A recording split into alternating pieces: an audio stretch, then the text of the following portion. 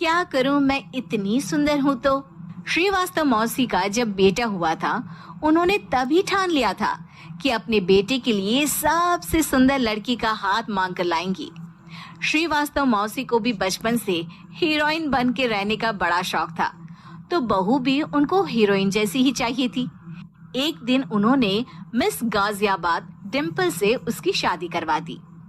यहाँ बस एक ही दिक्कत थी, डिम्पल को फेस मास्क बनाना तो आता था, पर आटा गूंथना नहीं आता था।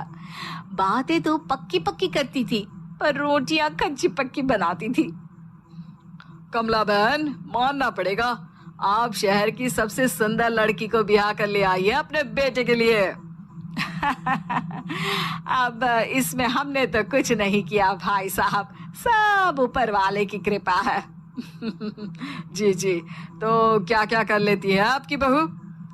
सब कुछ। जाओ बेटा डिम्पल, शर्मा जी के लिए थोड़ा नाश्ता पानी बना लाओ। डिम्पल नजदीक जाकर श्रीवास्तव मौसी के कान में फुसफुसाती है। मम्मी जी, नाश्ता बनाना तो नहीं आता, सिर्फ पानी ले आओ। अरे बेटा, तुझे देखने कितने लोग आए हैं, इन सबको पानी पिलाने का ही इरादा है क्या? सुंदर हूँ इसलिए देखने आए हैं। क्या करूँ, मैं इतनी सुंदर हूँ तो आप ही बताओ ना, क्या करूँ मैं? अरे बेटा, कुछ मत कर, खाना बनाना सीख ले बस। श्रीवास्तव मौसी की लिस्ट में सुंदरता सबसे ऊपर आती थी और उन्हें उसी का फल मिला। उनके बेटे अशोक ने एक दिन माँ से शिकायत की। माँ, कैसी बहू ढूंढ कर लाई हो? मैं शाम को थक हार कर घर लौटता हूँ तो मुझे कहती है, आज पेडिक्योर करना है, करवा दोगे? अरे जबकि दिन भर काम करके पाँव मेरे थके थे। अरे बेटा, ठीक है ना, धीरे धीरे सीख जाएगी।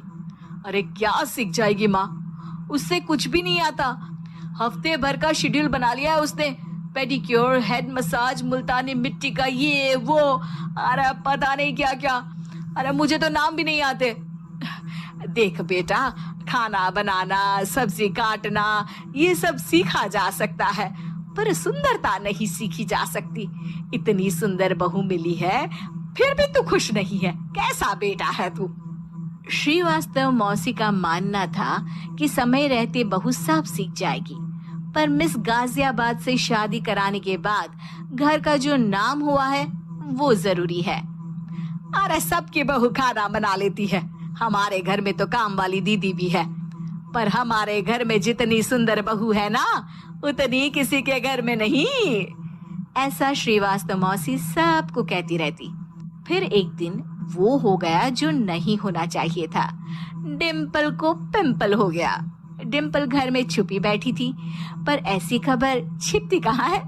शर्मा जी घर में अपने बेटी की शादी का न्योता देने आए तो उन्होंने पूछ लिया, अरे आज आपकी बहू नहीं दिख रही? हाँ, वो ना थोड़ा काम में बिजी है, आती ही होगी। और इतने में डिम्पल सही में किसी काम से वहां आ जाती है। बस शर्मा जी की नजर पड़ जाती है डिम्पल के पिंपल पर, जो उन्हें चांद पे दाग जैसा लगता है। पूरे शहर में बात फैल जाती है कि डिम्पल को पिंपल हो गया है। ये दिक्कत काफी गंभीर थी और श्रीवास्तव मौसी को पता था कि अगर ऐसा चलता रहा तो उन्होंने जो हासिल किया था सब मिट्टी में मिल जाएगा। उन्होंने फट से डिम्पल को अपने कमरे में बुलाया। अरे बेटा, शर्मा जी के बेटे की शादी 1 हफ्ते में ही है, हमें उससे पहले ही तुझे वापस सुंदर बनाना पड़ेगा। तू बता, तुझे मेकअप के लिए क्या क्या चाहिए? डिम्पल की दी गई लिस्ट का सामान श्रीवास्तव मौसी शाम को ही ले आती है और उसके बाद शुरू होता है डिम्पल का मेकओवर। 1 हफ्ते में सारे क्रीम्स, पाउडर टेस्ट हो चुके हैं और डिम्पल और श्रीवास्तव मौसी रेडी हो जाते हैं शर्मा जी के बेटे की शादी के लिए। शादी के दिन डिम्पल बहुत सुंदर लग रही थी। श्रीवास्तव मौसी को उम्मीद थी कि बस अब तो हर जगह वो और डिम्पल ही छाए रहेंगे, चाहे शादी किसी की भी हो। पर जब वो शादी में पहुंचते हैं तो उन्हें बाहर शर्मा जी लोगों का स्वागत करते मिलते हैं।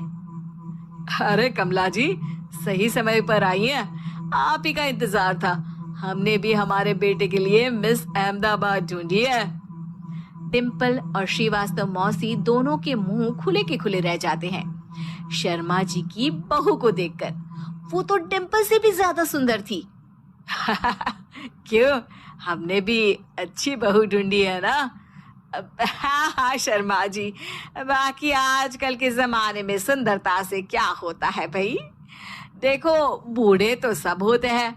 मैं तो मानती हूँ कि बस रोटियां गोल बना दे, इससे ज्यादा क्या चाहिए। सुंदरता का क्या है, ढल जाती है, पर गुण वो हमेशा रहते हैं। अरे बाबा, इतना बड़ा ज्ञान आपको कोई गुरु भी नहीं देता जितना बड़ा ज्ञान आपको एक छोटे से पिंपल से मिल गया। अगले दिन जब अशोक डिम्पल से बात कर रहा होता है, कल शादी में मिस अहमदाबाद के बाद सब मिस गाजियाबाद यानी तुमको ही देख रहे थे। क्या करूं मैं, आप ही बताओ क्या करूं?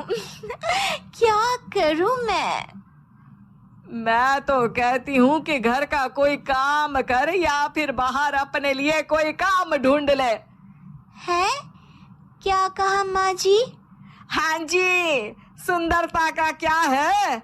कल तूने मिस अहमदाबाद से मात खाई, आगे कोई मिस हैदराबाद आ जाएगी या मिस फैजादाबाद आ जाएगी, इसलिए काम पर ध्यान दो। हाँ।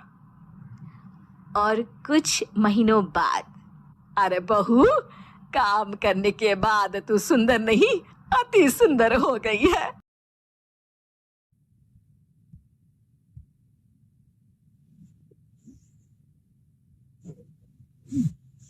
कौन बनेगा नेता? नगर निगम के चुनाव पास आने वाले थे। पूरे कानपुर शहर में टिकट को लेकर मारामारी शुरू थी, लेकिन सबसे ज्यादा चर्चा में वार्ड नंबर 40 की सीट थी। वो इसलिए क्योंकि इस बार वहां की सीट महिला के लिए आरक्षित थी। अब सवाल ये था कि चुनाव लड़ेगा कौन।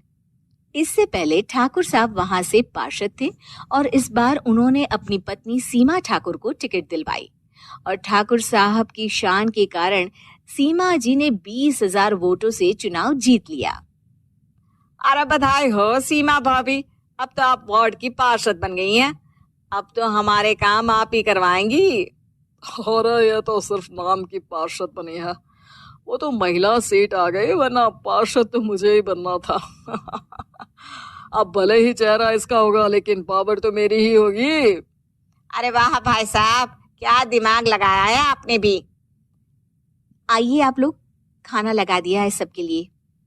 सीमा जी पार्षद बन चुकी थी, फिर भी उनकी एक ना चलती। सारे काम ठाकुर साहब खुद ही संभाल लेते और जहां जरूरत पड़ती वहां सीमा जी का अंगूठा लगवा लेते।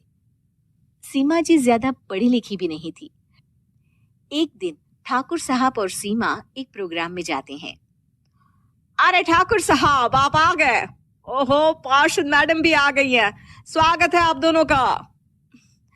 लगता है हमारे पार्षद फंड का सही इस्तेमाल हो रहा है।